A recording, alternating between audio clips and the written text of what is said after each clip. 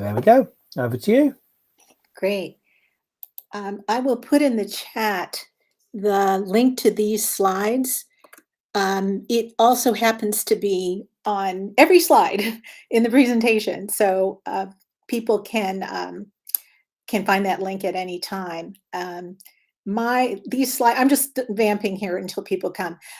These slides are really chock full of information. Almost every photo, piece of text has a link to it. So if you do make your own copy of this, make sure you click around and you can figure out what is going on, what the various levels are. Okay, I'll get started in just a second.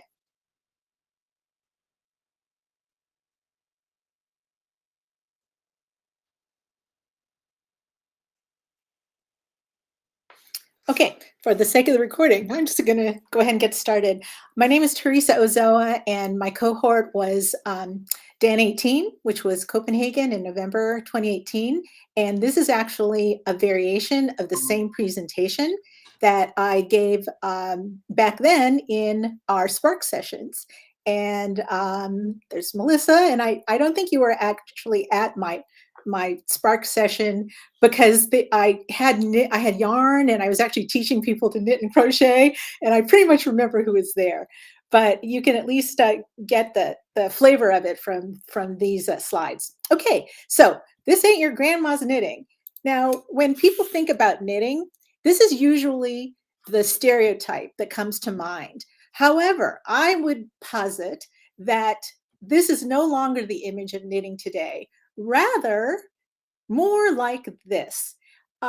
This is Tom Daley, who won Olympic gold in Japan in diving and became an internet sensation because he got caught knitting all through the Olympics. Now, as I mentioned at the top of the presentation, almost every image here has links. So if you click on this one, I'll show you what happens. It'll send you to an article, which I think you can't see it because I didn't share that tab. But anyway, trust me, make your own copies, click on the photo, and you will see where this links you to. Okay, so Tom Daley uses his Instagram for good. He actually completed a couple of knit and crochet projects during the Olympics, and he auctioned those off to benefit some causes that were really important to him. So I'm going to divide this presentation up into a couple of sections. The first is knitting as metaphor and meditation. I've been knitting just forever. I think my grandmother, Calabash grandmother, she wasn't a blood grandmother, taught me how to knit when I was, I don't know, 8 or 9 years old. And then I dropped it for a long time and then picked it up again when new textiles began coming out. Just amazing, amazing knits. But the reason that I stick with it is the meditative aspect of it and for health, but it also makes a wonderful metaphor for life. So here are a few examples. Once again, if you make your own copy, you can click on all of these links. This top one was for a session in, I can't remember, I think 2009 maybe, at Duke University called Knitting the Fabric of Your Life One Stitch at a Time, that uses the knitting process as metaphor to examine themes in life, starting something new, knit projects, repeating a pattern, and I'll talk about patterns in a bit, changing things, which is making variations, but also correcting errors, which are inevitable. They just are in life and in knitting. And then coming to conclusion, making an ending. Here's a quote, and this actually sends you to this woman's blog too, which is a lot of reflections about what knitting means to her. And then this is one of many books about knitting as a metaphor for life. This article down at the bottom is on the mental health benefits of knitting. It's a mindful kind of practice. So anything that you read about the benefits of mindfulness, just stick the word knitting in there and the same benefits will accrue. Things like being peacefulness, things like reducing stress and anxiety, social connection, not just knitting in person with other people, but also just making connections.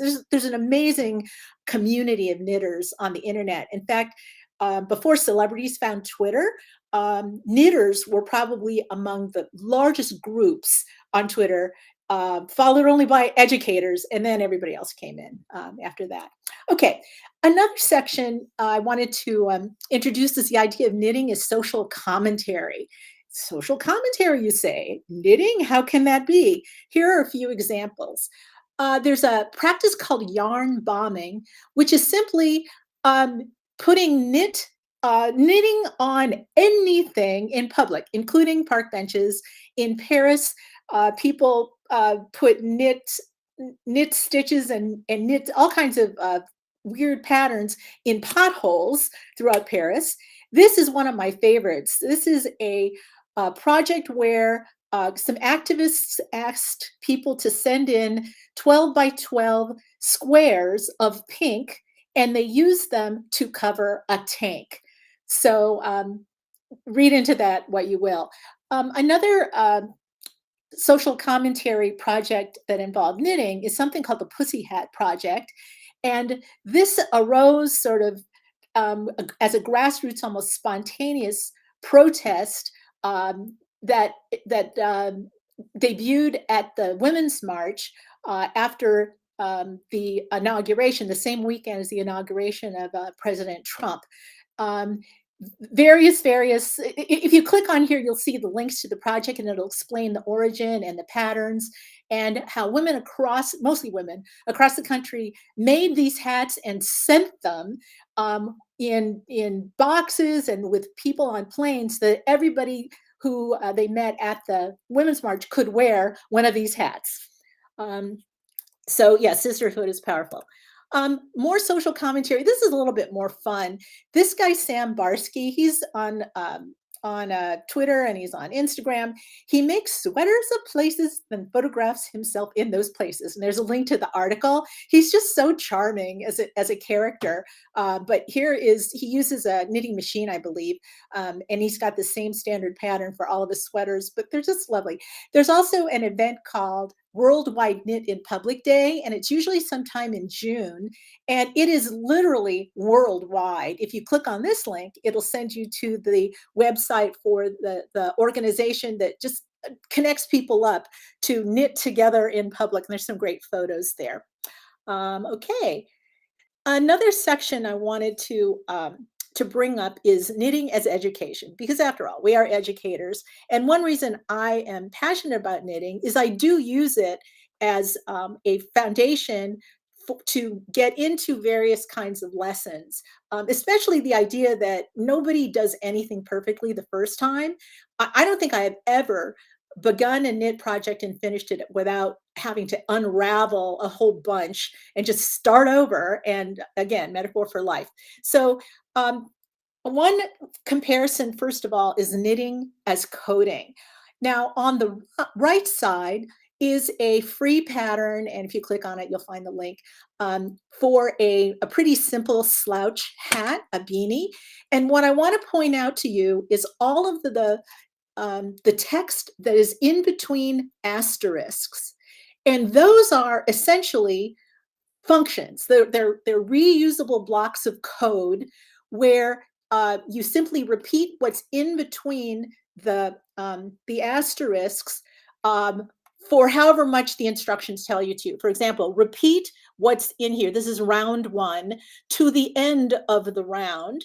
And then round 7 says knit 4, knit 2 together. That's just another variation of stitches, a little chunk of code that you repeat through the whole round. So knitting is simply another, or uses some of the same language. It's another form of coding.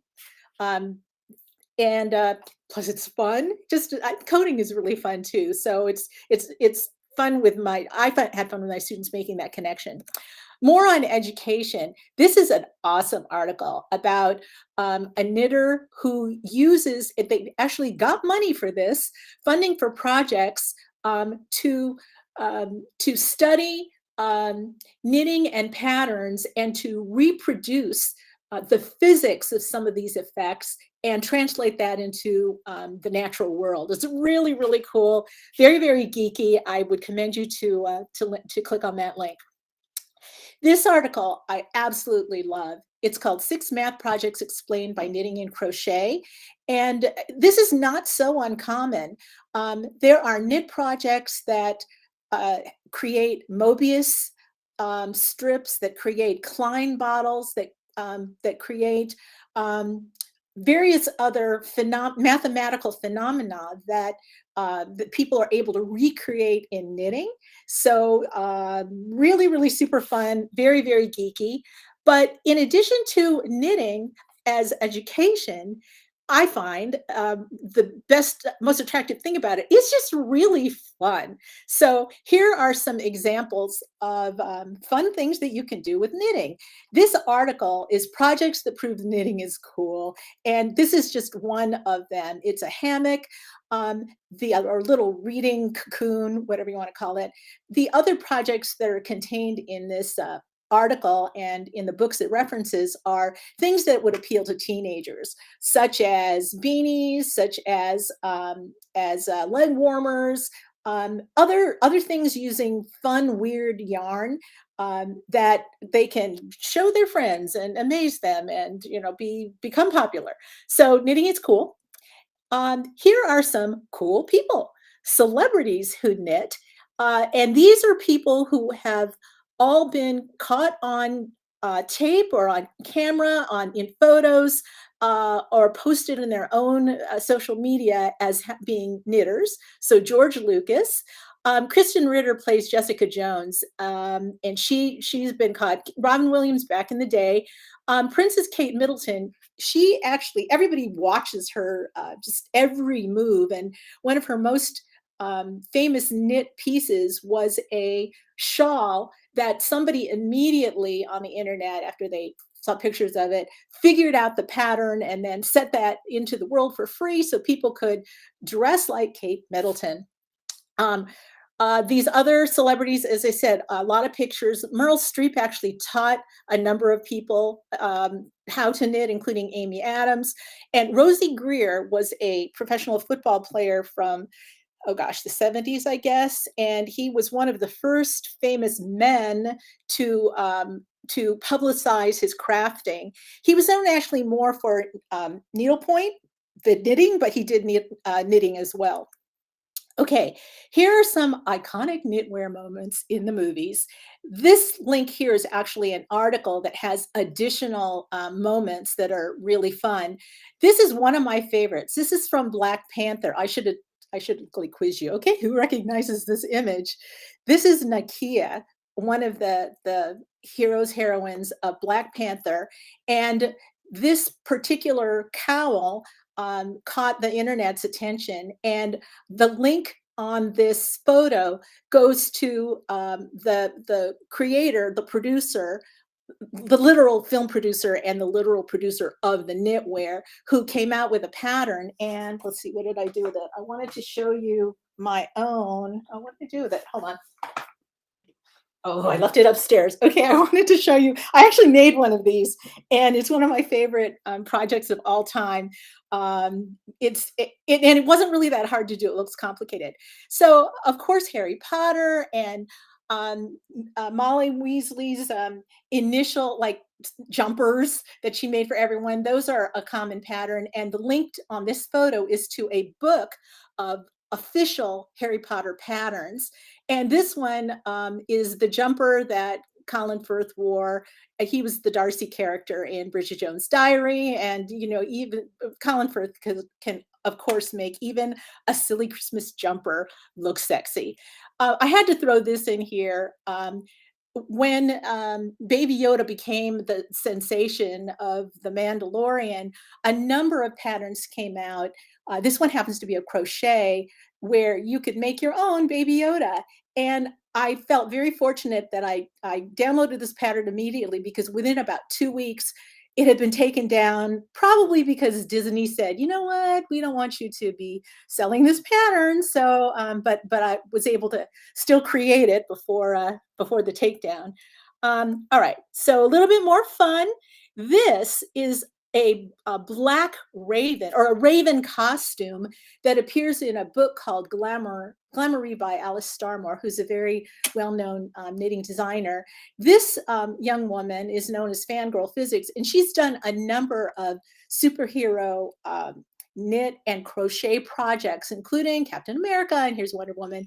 And this is me at one of the Comic Cons where it wasn't so hard to get tickets, in a scarf that I knit for the fourth Doctor of Doctor Who, and I always found somebody else cosplaying at Comic-Con with the fourth Doctor scarf, and so I tried to always get a picture with other people who had that scarf. So yeah, that's another iconic piece of media knitting in the media.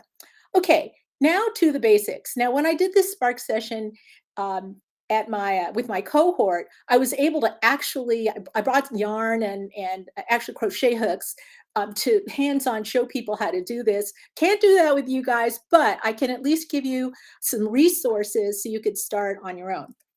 Okay, first of all, what's the difference between knitting and crochet? And I'm a dog person and a cat person, and by the same token, I knit and crochet. Although I slightly prefer knitting, just and I'll tell you in a minute why I've got that all listed. So knitting involves two needles, two pointy needles, and crochet involves one hook.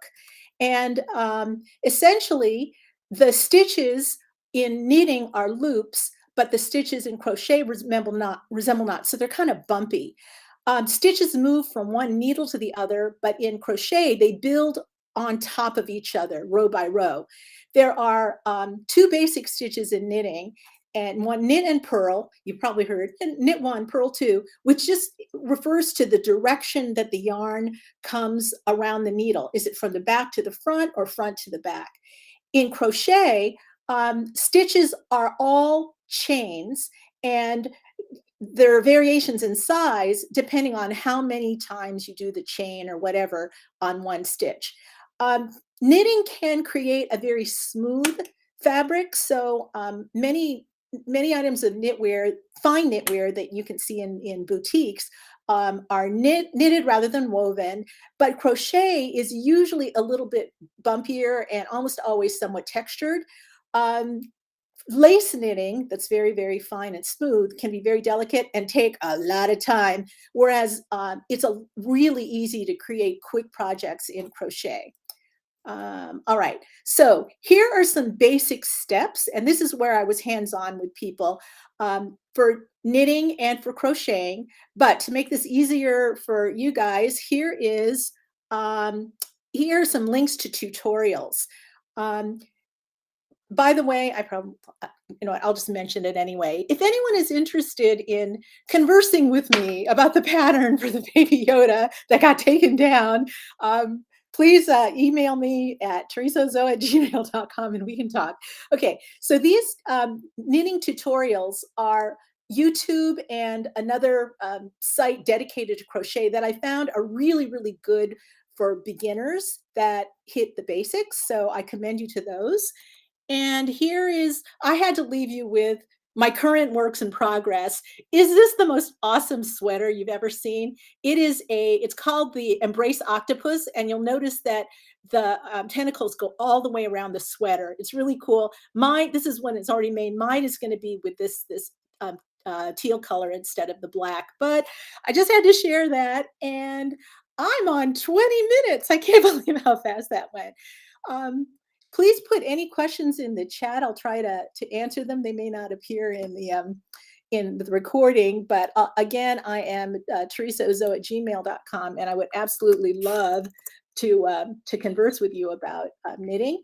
And let's see, back here again, this down at the bottom is the link to my slides. So thank you so much for coming, and